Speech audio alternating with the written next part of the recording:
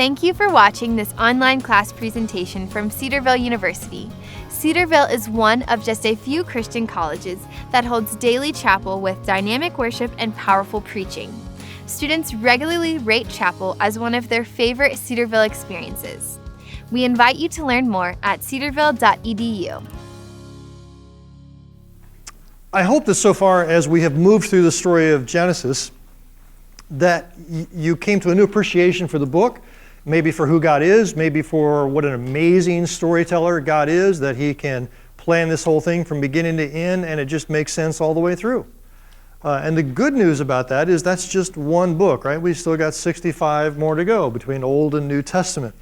The question is, do the other books work the same? Do they relate? And the answer is, you know what? In the story of Exodus, we're going to find out here that the next step in the fulfillment of the promises is what this book is all about. In fact, what's so amazing is that we have 400 years between the stories of Genesis and Exodus, but we never miss a beat of the song, right?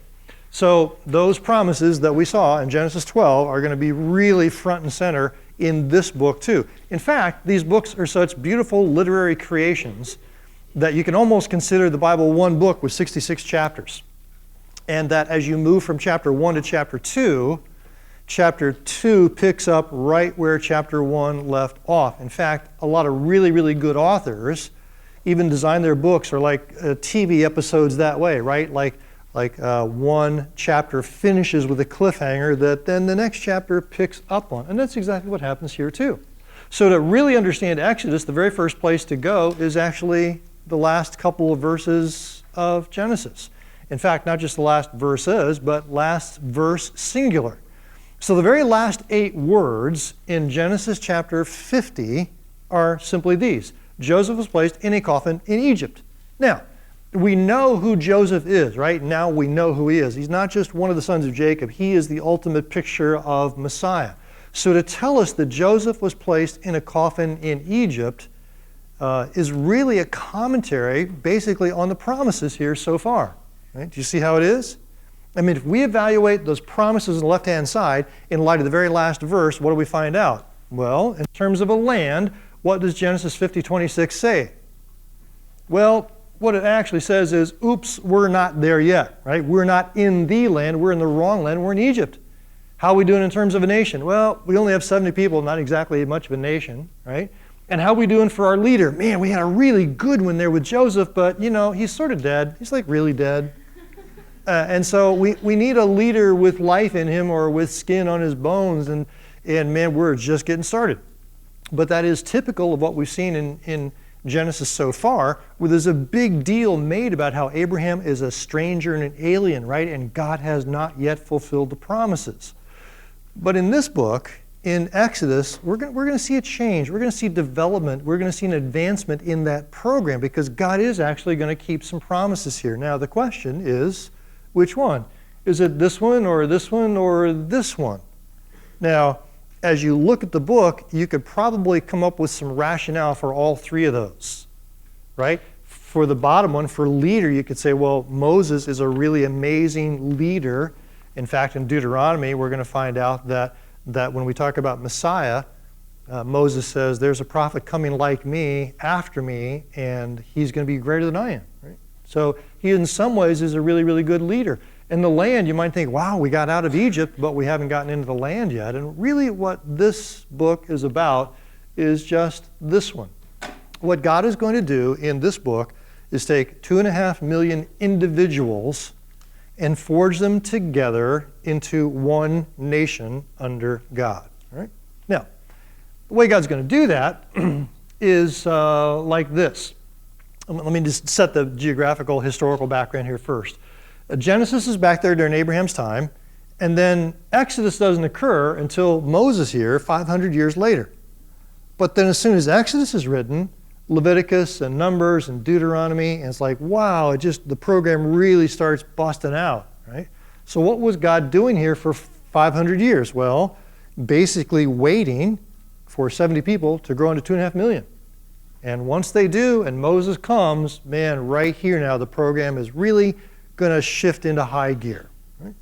So, as we do that, let's take a look at how this book flows.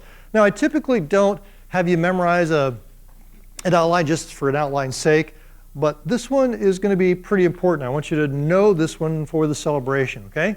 It's going to start out in chapters 1 to 18, where God is actually going to buy the people, not with money, but with blood. And then he's going to do this. He's going to marry them. Now, I'm not trying to be cute here or funny. The Bible uses this metaphor all the time, like a marriage covenant. Because a husband and wife come together through a covenantal relationship, it is a good mirror of what happens when God enters into a covenantal relationship with his people, and by that, they're constituted into one nation. And then, of course, after that happens, God actually moves in. So the last 15 chapters are all about the tabernacle, which is a pretty important piece of the flow. And it makes a very natural flow. God sort of, you want to think of this in terms of sort of a romantic thing, which is not a bad way to think of it. God kind of wins the girl, then he marries the girl, and then he moves in with the girl. All right? So we'll talk more about that as we move through. But for right now, let's just jump right in and talk about God separating the people to himself. And what's going to happen here in the first chapter is we're going to see the need for deliverance. And you might ask, in chapter 1, why would the nation want to stay in Egypt? Well, let me give you a couple of good reasons. The reason they'd want to stay in Egypt is this. If you take a look at the map, what you realize that Egypt, as the ultimate superpower at this time period, is like the heart of civilization. And when we're talking about Israel up there, or the land of Palestine, that's not exactly civilization. That's backcountry, that's backwoods. In fact, that's more like a third world country than anything else. And if you kind of like the creature comforts of life, if you like civilization, if you like culture, Egypt's where you want to be. I put this collection up here because I've actually seen a bunch of this, and maybe you have too. All you have to do is to go to almost any major museum in the world, whether it's New York or Philadelphia or Berlin or London, and you will find treasures like this that all the nations of the world have stolen from Egypt, right? But they came from Egypt. And I remember looking at some of these and seeing the gold and thinking, wow, that is beautiful. I would, if I could afford it, I'd buy that for my wife. And I looked at it and thought, that's 4,000 years old, right? That's what this was like. So not just in the jewelry and the riches and stuff there, but even in this sort of thing, you recognize the Sphinx here. It actually has a face here because Napoleon's gunners used it for target practice and blew part of the face off. But imagine, not exactly the most culturally sensitive army in the world, but imagine what this was like when it was made, right? I mean, this is just amazingly beautiful, and the pyramids, all of this stuff is like, this is culture, this is civilization, and there's no reason for them to actually want to leave. And so what God does is he gives them a couple of reasons that make them ready to go. Right? And you can see what they are. Number one, slavery, sort of a bummer, right? If that isn't enough, then the straw that breaks the camel's back, the death of the baby boys. So with those things, people say, we don't want to be here anymore, no matter what it's like. We're ready to go to the third world country and make it a new one. So the next step then is getting to our leader. So our leader is Moses, of course, and we catch up with him here in chapter 3. At the burning bush. Now, the miracle of the burning bush is not that the bush is burning. The miracle is that the bush is not burning up, right? So after several hours, the thing catches on fire through lightning or something. It just keeps burning and burning and burning. And Moses says, wow, I better go check this thing out, right? And so God speaks to him, says, take off your sandals. The ground on which you're standing is holy ground. And God says to him, look, I want you to go rescue my people. And in Exodus chapter 3, Moses very almost comically says, well, who am I that I should do this, right? And God says, it's not who you are, buddy, it's who what? It's who I am, right? And so Moses says, well, what is your name? And God says to him, strangely, it's I am. I am seems like a really strange name to choose, but it's really, really rich. So let me introduce you to I am here, okay? So in English, we say I am. In Hebrew, it would be Jehovah, which is really sort of a corrupted way to say it. Hebrews wouldn't say it that way. They would say Yahweh. And even then, they wouldn't even say it. Right? If you were legitimate Jewish people, Whenever you read through the Old Testament, you don't say Yahweh because the name, as they would describe it, the name is so holy and so precious and so sacred, you don't even want to say it. So you substitute another Hebrew name, Adonai, instead of saying Yahweh. Okay? So let me introduce you to what these names are like. And I have to give you a couple for contrast. Now, I want you to write these down. I want you to know them. This is going to be on the test because it's going to be on life, and you need to know them. Just be glad I'm only going to give you 3 or 4, because I could give you 50. I mean, seriously could. There are 50 different names. We're only going to stick with 3 or 4, so count yourself lucky and listen up. So Elohim can be translated small g God or capital G God, right? So it's the word for false gods or for the true God, depending upon the context, the same way we would use the word God, right? The second word, second title is El Shaddai. And maybe you've heard the song El Shaddai. We saw it, I think, there in Genesis 17, translated God Almighty. It's a good, classic, great Old Testament name. And then there's this word Adonai, which means Lord or Master, or can even be used of things not like God, like my boss. Okay, it has the idea of the person with authority. Now, in contrast to those, we have Yahweh, which is Lord. Now, do you notice the difference between Adonai and Yahweh? You see that? What we're trying to use down here are small caps, and that's not my convention. This is every English translation in the world uses this. Because they want you to know the difference between Adonai and Yahweh, they'll put Adonai with lowercase O-R-D, and Yahweh is always small caps O-R-D. How many people have noticed this before in your Bible? Let me see your hands. Okay? All right, well, if you haven't, you need to notice this because these names are so significant and so different that everybody needs to know about it, even if you don't know Hebrew. So in English, they make it clear for us to figure out. Okay?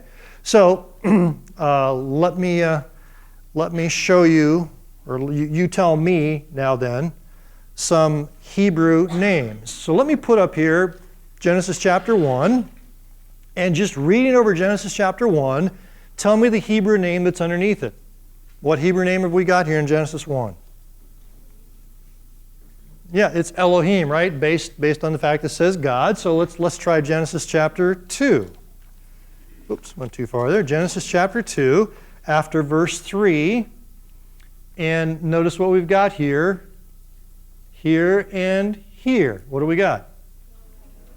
We've got Yahweh and Elohim, right? So you got Yahweh and Elohim here. And I won't go into the theological lessons here, but they are rich.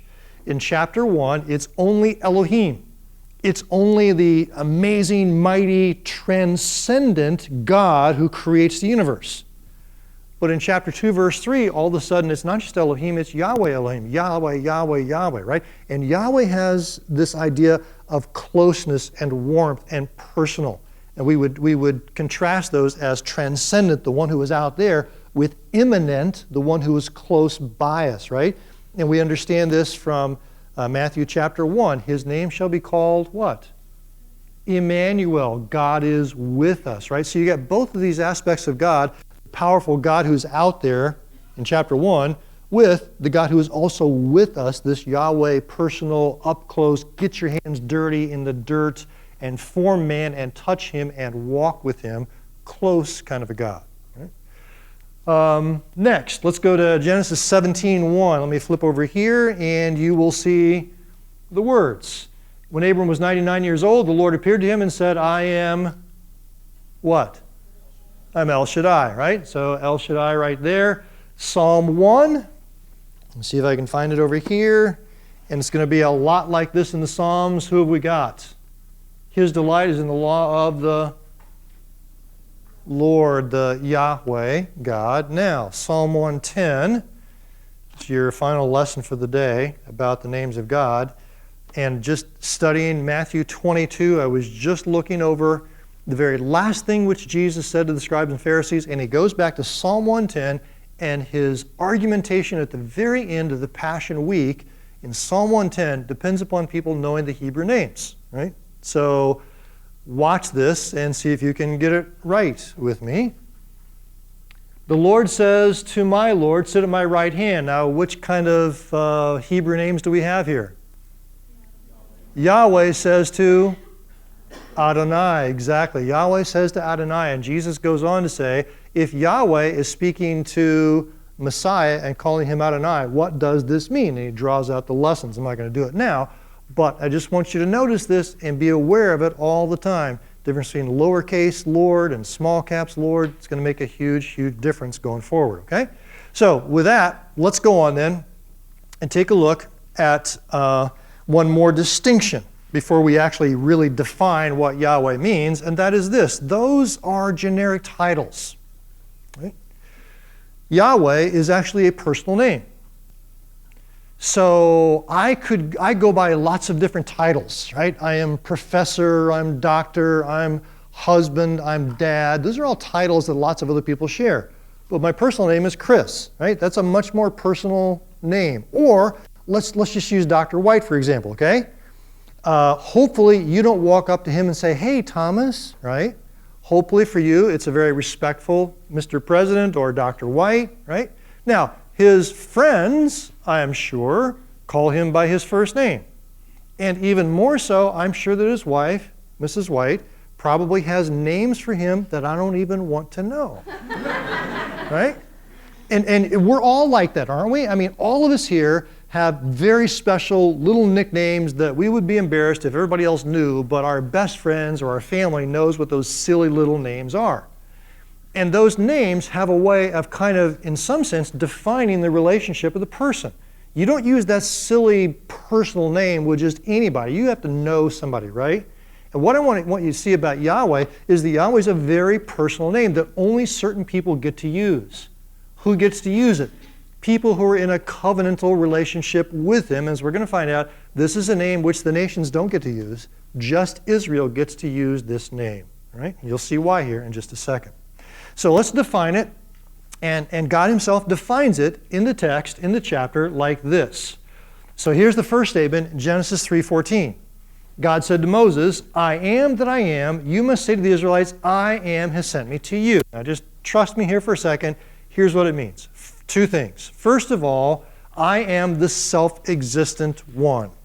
I'm the only one who is in existence because of myself and is uncaused. So let me use an illustration here, okay? He does not say, I began to be or I came to be, I am. So illustration from geometry. Forgive me for the math illustration, but I want you to notice two objects up here. The very first one is called technically a what?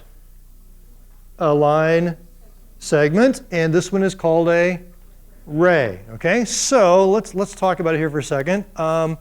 This phone fits on which one of those segments up there? Is it better represented by the line segment or by the ray? The segment, right? Because it has a beginning and it's going to have an end. Hopefully not today, but at some point, right? The candy bar, has already had an end. It's just a wrapper. I hope it was good. Yeah, it's gone. Beginning and end. What else? This table. Line segment or ray? Line segment, right? So is there actually anything in this room at all that does not fit on the top line segment? Yeah, there's about 160 things in here that don't fit on the top. That is all of us, right? Whether you're a believer or not a believer, you're going to live forever somewhere. So all the people in the room had a beginning, no end. Everything else in the room has a beginning, has an end. It'll come to an end at some point. So let's expand it on the planet. Is there anything that doesn't fit on the top two objects? Anything at all? Yeah, the only thing that doesn't fit there is God himself, who only legitimately fits here. So when he says, I am, that means you can go back to eternity past, I am there. Or the present, I am here. Or the future, I am there. You see this? So when we say he's the great I am, that means, look, that what distinguishes him from everything else is everything else has a beginning. He created everything else. He's the only uncreated thing, therefore self-existent. All right? So it's a pretty rich concept, but I hope you get the idea. It also means that you're a creator. It also means you're really, really powerful. but I think you get the sense here just from the name, all right? So that's the first thing, the self-existent one. But the second thing comes from here. Oh yeah, who was, who is, and who is to come. Same kind of language in the book of Revelation and elsewhere. The second comes from verse 15, where notice the text says, God also said to Moses. Like, hey, here's another part of the name. God also said, you must say this to the Israelites, Yahweh, the God of your fathers, God of Abraham, God of Isaac, and God of Jacob, has sent me to you. This is my name, right? So this is another part of the name. So we've got the self-existent thing from 3:14, and now in verse 15, what have we got? Well, I'm the God who keeps the promises to Abraham, Isaac, and Jacob. So, for short, God is the self-existent, or let's just say powerful. And for the second one, let's say he is the promise keeper, right? Does that make sense to you? I'm trying to give you an easy, sort of alliterative way to summarize the name Yahweh. He is the self-existent or powerful one who keeps his promises to Abraham, Isaac, and Jacob. So whenever you see Yahweh, think in those terms. That's the way it's defined here in 3:14 and 3:15. That makes sense to you so far? You good? You happy? All right. Then, let's go on and see where this goes from here. Oh man, you can't get rid of the promises, can you? Right? It's always about those promises. It's just always lurking in the background, ready to pop up whenever you least expect it. So, God separates the people from Egypt, chapters 5 to 10, and here is the background. The background in 5 and in 6 and in 7 is that nobody knows Yahweh. Well, you'd think, well, why wouldn't they know him? Remember, there's been 400 years, right? People don't know who Yahweh is. In the very same way that Moses had to get introduced to him, everybody else does too. So first of all, in chapter 5, Pharaoh doesn't know. Right? Pharaoh says, who is Yahweh that I should obey him by releasing Israel? I do not know the Lord, and I will not release Israel. Sounds like I do not like green eggs and ham, Sam I am. Right? Maybe Dr. Seuss got his inspiration from Pharaoh, I don't know. The Pharaoh says, I don't know who he is. But he's not the only one, right? Because in chapter 6, the Israelites don't know either. Now watch this. This is fascinating, little kind of a riddle for you. In chapter 6, the text says, God spoke to Moses and said to him, I am Yahweh, and I appeared to Abraham, Isaac, and Jacob as El Shaddai, but by my name, Yahweh, I was not known to them. Now, what's really tricky about this is that God says, by my name, Yahweh, I was not known to them. The trouble is, when you go back into Genesis 12 to 22, and even the story of Jacob, you can find Yahweh used a lot there. So some people say, oh, big contradiction here. I would say, no, you don't understand what Yahweh means. Think of the definition of Yahweh, and how in the world could God say at this particular point, back then I wasn't known as Yahweh, even though they knew the name? Well, let me show you a couple of verses, we'll come back to this, okay? Watch the verses that he says right now. I established my covenant with them to give them the land of Canaan, right? I gave them my promises, in which they were living as resident aliens. Again, that Genesis 23 chapter, tries to bury his wife. Man, I'm just an alien and a stranger. Gets swindled. Remember all that theology there? Right? I've heard the groaning of the Israelites whom the Egyptians are enslaving. I've remembered my covenant. Therefore say to the Israelites, I am Yahweh. Notice the confidence here. I am Yahweh. I will bring you out from under the burdens of the Egyptians. I will rescue you. I will redeem you by my outstretched arm. I will take you to myself for a people. I will become your God. Then you will know that I am Yahweh who brought you out from under the burdens of the Egyptians. I will bring you to the land I swore to give to Abraham, to Isaac, and to Jacob. I will give it to you as a possession. I am Yahweh. Now, do you catch the thrust of what's going on here? When God says, I was not known to them as Yahweh, what did he mean? How in the world can the word Yahweh be there, and yet God with a straight face say, I wasn't known by this name? Have you caught it? Do you see what's going on here? Anybody got an idea?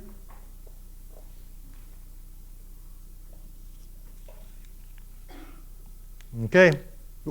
Yeah, talk to me.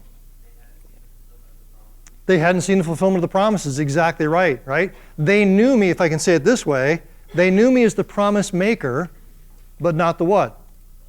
Not the promise keeper, right? So as we said here, right now, this program is about to go into high gear, and God's saying, look, it's about time to start really keeping these promises. I'm going to do that, and you're going to experience what it means to know Yahweh, right? I mean, the word know is not just have a knowledge of, right? In the Old Testament, we all know that. Abraham knew his wife Eve, and she conceived and had a son, right? This is talking about an intimate experiential knowledge. And God says, you're going to start to experience what it means to have the promises kept. Right? So, with that then, let's get on to 7:5, where 7:5 again says, now the Egyptians don't know who he is, but they will as they see God bring them out. Now, in this background, nobody knows Yahweh. Right? Pharaoh doesn't. Israelites don't. Egyptians don't. But what's going to happen in this next section is God is going to reveal himself to Israel and to Pharaoh. And the question is how? Because here, everybody will know Yahweh. How does God reveal himself? And the funny answer is, he reveals himself through this. And what I mean by this is these. The plagues, the 10 destructive plagues, in what sense would those reveal who God is? Well, just watch. Right? Because one of the very first things you recognize here is this, that these are a blatant attack on Egyptian religion. Now, there's a lot going on here in this section that I don't have time to talk about, but let me just comment, make a few observations about the chart. Okay? In the chart, you will notice that the top row, blood, flies, and hail, there is an AM warning. Moses comes to Pharaoh in the morning and gives him a warning and says, these are going to happen.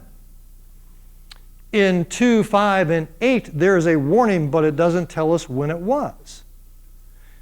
In the bottom row, gnats, boils, and darkness, there is no warning at all. It's a very systematically set of teachings here that in some ways feel contradictory as you read through them, like, hey, how did this happen? But again, I just don't have time to go into it. It's very, very rich. Let me just say it's worthy of study at some point in the future, just not right now. I just want you to know a couple things from the study right here. What I want you to know is how it is a blatant attack on Egyptian religion. For example, the blood thing is a really big deal against Egyptian theology, and here's why.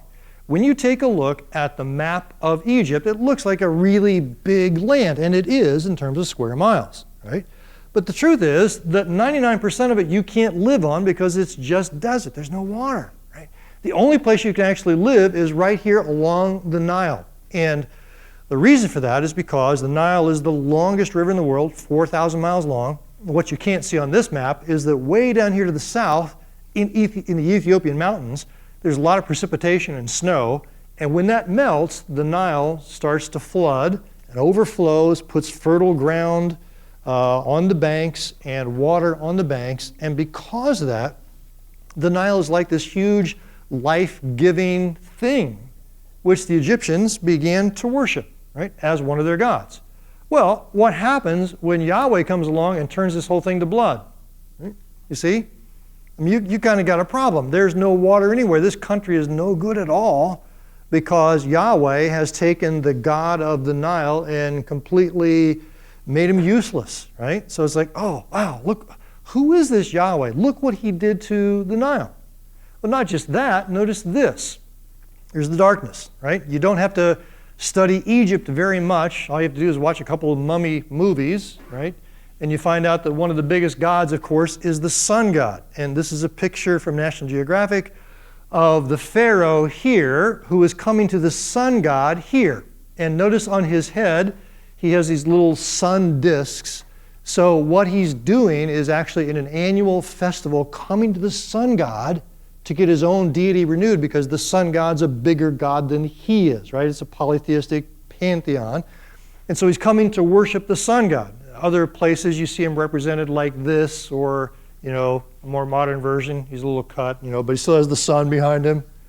Now imagine what it's like then when God just kind of turns the lights off. It's like, oh man, he overcame our Nile, right, that god, and now he's overcome the sun god, turned the lights off here. Who is this? Well, there's one more that's even more devastating than these, and that's this one, the death of the firstborn.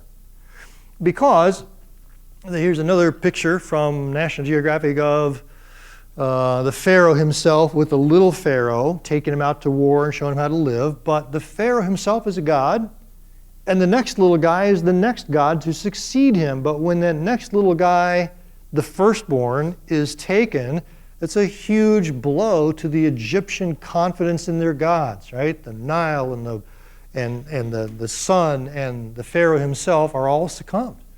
And by the time it's all over, people say, who is this Yahweh person, right?